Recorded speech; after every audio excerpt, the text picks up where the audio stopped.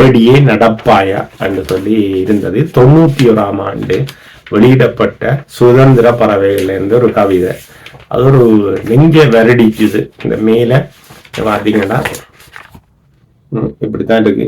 இப்படியே நடப்பாயா என்று சொல்லி போட்டு இதுல பாருங்க, நான் அப்படியே படிக்கிறேன். இதுல பாருங்க, எடுத்தும் போட்டுக்கிறேன். பாவத்தில் பிறந்தவள் பெண்ணென்று பகவத்கீதை சொன்னாலும் பெண்ணுக்கு ஆண் உண்டாக்கப்படவில்லை, ஆணுக்கு பெண் உண்டாக்கப்பட்டாள் என்று கிறித்துவ வேதாகமம் சொன்னாலும் பெண்கள் பொறாமை பிடித்தவர்கள், அறிவிலிகள் என்று புத்த பகவான் செப்பினாலும் சீதன கொடுமையினால் திருமணம் இடைநின்றாலும் ஆண்களுக்கு கீழ்ப்படிந்து அடுப்படியில் வாழ்ந்தாலும் அரைகுறையாய் படிப்பு அப்படியே நின்றாலும் இப்படியே நடப்பாயா, இருளில் தான் கிடப்பாயா, இப்படியே நடப்பாயா, இருளில் தான் கிடப்பாயா.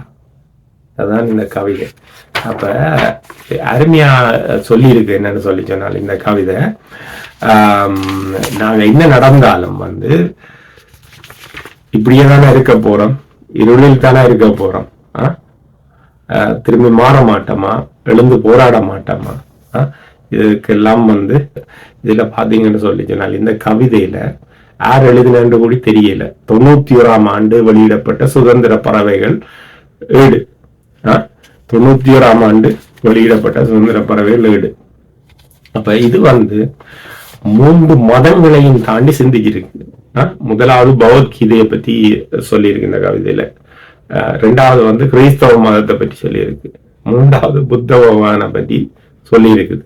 அப்ப பாத்தீங்களா, அந்த காலத்திலையும் இவ்வளவு சந்திரிகாவினுடைய பொருளாதார தடைக்கு அப்பாலையும் இந்த புத்தத்தை வெளியிட்டிருக்கணும். அந்த சிந்தனை காலத்தை பதிவு செய்து அவர்கள் எழுதியது. அந்த கவிதை எப்படி இருக்குன்னு பாத்தீங்கன்னு சொல்லிச்சுன்னா, இன்றைக்கும் காலத்தை வென்று நிற்கிறது. நாமார்க்கும் குடியெல்லாம் நமக்காக வாழ்ந்தவர்கள் நமக்கான தடங்களையும் நாங்கள் முன்னோறி செல்வதற்கான தடங்களையும் விட்டு சென்றிருக்கிறார்கள். அப்ப அரசியல் நம்முடைய கையிலான் இருக்குது. நாங்களாம் அதை முன்னகர்த்த வேணும். வாழ்தலின் இது. வணக்கம்.